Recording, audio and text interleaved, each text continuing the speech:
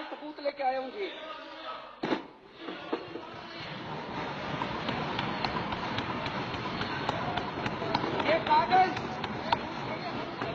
ये कागज मेरे कागज नहीं है जी, ये इनकम टैक्स डिपार्टमेंट के कागज हैं। इनकम टैक्स डिपार्टमेंट ने 15 अक्टूबर 2013 को आदित्य बिड़ला ग्रुप के ऊपर रेड हुई। उस रेड में इनकम टैक्स डिपार्टमेंट में रेड होती है, वो वहां से सारे उनके कागज उठा के लाते हैं। वापस आने के बाद इनकम टैक्स डिपार्टमेंट अपनी एक रिपोर्ट बनाता है उन कागजों के आधार पे, जिसको अप्रेजल रिपोर्ट कहते हैं। ये अप्रेजल रिपोर्ट है इनकम टैक्स डिपार्टमेंट की उस रेड की। उस रेड में उनके अकाउंटेंट से पूछा इनकम टैक्स वालों ने, अकाउंटेंट का नाम कोई सक्सेना था। शुभेंदु अमिताभ बिड़ला ग्रुप के ग्रुप एग्जीक्यूटिव प्रेसिडेंट थे। शुभेंदु अमिताभ के लैपटॉप, फोन, ब्लैकबेरी सब चेक किए गए तो उनके लैपटॉप से एक एंट्री मिली। ये एंट्री है 16 नवंबर 2012 की। इसमें लिखा हुआ है गुजरात सीएम 25 करोड़ रुपए। गुजरात सीएम के आगे 25 करोड़ रुपए, ब्रैकेट में लिखा है 12 डन, 12 दे दिए, रेस्ट क्वेश्चन मार्क। तो शुभेंदु अमिताभ का स्टेटमेंट लिया गया। उनसे पूछा गया जी ये गुजरात सीएम का क्या मतलब है। उनका जो स्टेटमेंट है, ये स्टेटमेंट की कॉपी है जो शुभेंदु अमिताभ का स्टेटमेंट लिया गया। स्टेटमेंट में उनसे पूछा गया ये गुजरात सीएम का क्या मतलब है। गुजरात सीएम कौन था उस टाइम? नरेंद्र मोदी जी, 2012 में। तो उनसे पूछा गया गुजरात सीएम का क्या मतलब है। बोले जी गुजरात सीएम का मतलब है गुजरात एल्कली केमिकल्स। तो उनसे पूछा गया ये गुजरात एल्कली केमिकल कैसे हो गया। सी और एम का क्या मतलब है, दूसरे क्वेश्चन में पूछा गया। तो बोला जी गुजरात एल्कली केमिकल्स।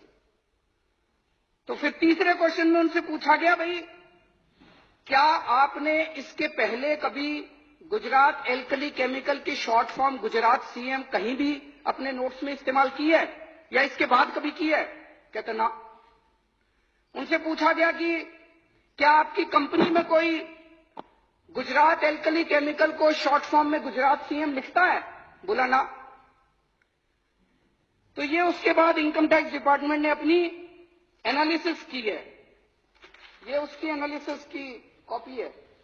एनालिसिस में इनकम टैक्स डिपार्टमेंट लिखता है considering the highly incriminating nature of transactions in the data retrieved from the laptop and hard disk of Shubhendu Amitabh and evasive replies and unsubstantiated claims made by him, it would be imperative for the assessing officer to scrutinize the data available in seized documents, including the laptop and hard disk, and determine the quantum of income concealed by Shri Shubhendu. Appraisal report उसके बाद assessing officer के पास जाती है। अक्टूबर 2013 में red हुई थी। उसके बाद 6 महीने बाद इनकी सरकार आ गई। तो असेसिंग ऑफिसर की हिम्मत नहीं थी जो इसकी जांच कर सके। उसके बाद अभी 2 दिन पहले प्रधानमंत्री जी ने ऐलान किया कि 500 और 1000 रुपए के नोट देश में बंद किए जा रहे हैं। चारों तरफ अफरा तफरी का माहौल हो गया है।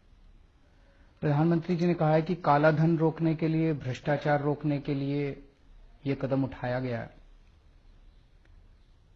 हम लोग भ्रष्टाचार के खिलाफ बहुत समय से लड़ाई लड़ रहे हैं और भ्रष्टाचार के खिलाफ कोई भी कदम उठाया जाए उसकी हम सराहना करेंगे। लेकिन परसों से मैं बहुत लोगों से बात कर चुका, बड़े बड़े एक्सपर्ट से बात कर चुका, कई लोगों से बात कर चुका, और एक चीज का जवाब मेरे को नहीं मिल रहा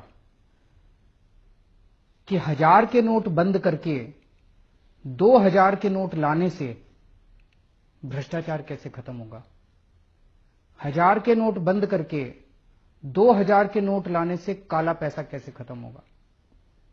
जो लोग अफसर को पहले रिश्वत देने जाया करते थे, वो 1000 के नोटों की अगर 100 लेके जाते थे, अब उनको 50 ही ले जाने पड़ेंगे। उनको तो सहूलियत हो गई और ज्यादा 2-2 हजार रुपए के नोट करने से।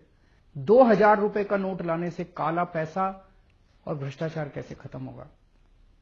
कि जी जो इनके अपने लोग थे, जो इनके अपने दोस्त थे, जिनके पास सबसे ज्यादा काला धन है इस देश के अंदर, वो इनको इन्होंने पहले से ही बता दिया था, हफ्ता भर पहले।